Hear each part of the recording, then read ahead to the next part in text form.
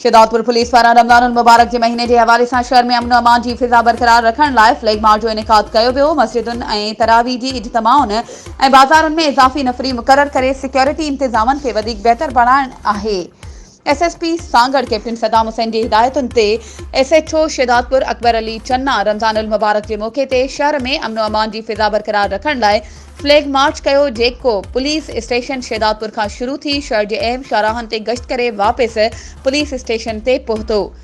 Flag march में DSP Shahdadpur, SHO Shahdadpur और 15 मददगार के एहलकारनि शिरकत कई।